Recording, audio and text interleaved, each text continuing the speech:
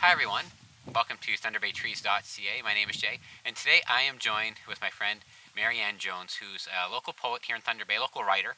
She's written short stories and written in various magazines, and she recently published a book of poetry.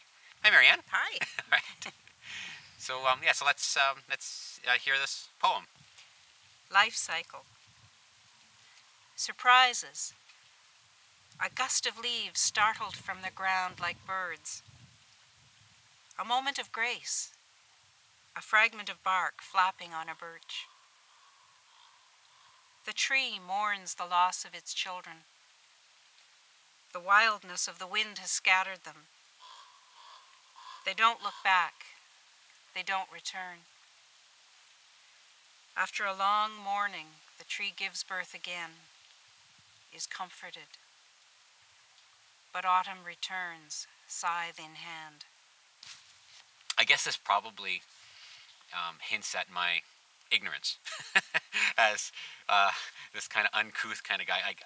Poetry to me is kind of like, I don't know, wine. Like, I know what I like and I know what I don't like, but I can't really tell you why. When you taste a wine, you hear people saying, "Oh, I taste hints of pepper," and I'm like, "It just tastes fine. It tastes good with my steak." And for me, unfortunately, poetry is kind of like that. I don't really, I hate to say it, but I don't really get it, but I know what I like. And is that okay? That's absolutely okay. I wouldn't say unfortunately, Oh, okay. because it's my job to know how it's constructed. It's the reader's job just to enjoy it. Okay. So it is like anything else. I don't have to know anything about construction or architecture to know that when I see a beautiful home, I love it. Okay. Okay. Well, that makes me feel a little better because Right. I've read some of your work in your recent book as well as the one you just shared, and I like what I'm reading, but I don't know if I can necessarily articulate it. Like, I see some of the images of, I think there's an image of the bark flapping in the wind, and there's these images of the leaves, and those are images that really connect with me. But I can't really tell you why I like it. So that's good to hear that. Yes. Now, if somebody's interested in finding out more and reading more, where would they be able to track your book down? Well, you can order it from Chapters. Okay. They don't have it on their shelves, but you can go in and order it on their computer. Okay. It's also available at Hull's Family Bookstore. Here in Thunder Bay. Yes. Yeah. And at the Northern Women's Bookshop. Also Thunder Bay. Yes. Okay. You can also go on to Friesen's website. Okay, and that's the publishing company? Yes. Okay. And order it that way as well. Okay.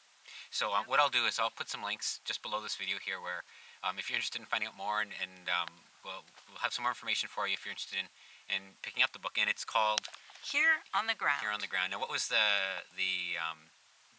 where did you come up with the title for your collection? Well, it is the title of one of the poems in the book. And my husband took this picture. Actually, it's got tree branches.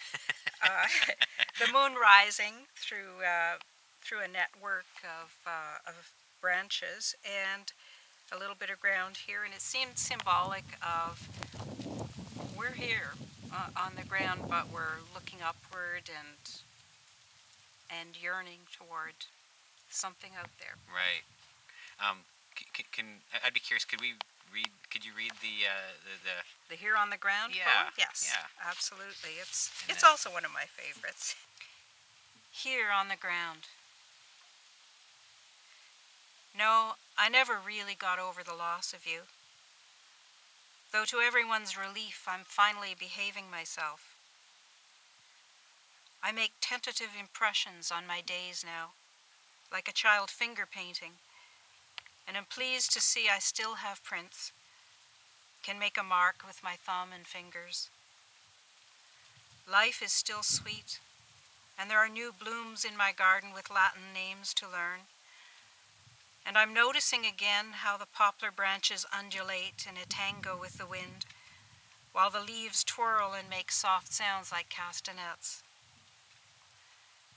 I hear things again. The sluggish bee sullenly preoccupied with my delphinium. the waves pushed by motorboats reluctantly slapping the shore.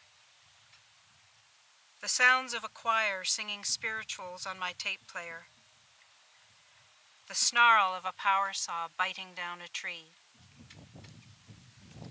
But as you fly ever higher and farther from me, like a kite marking the sky with your brave colors, I stand ant-like below, knowing only this slender string connects us and every tug wrenches. Again, trees. Yes.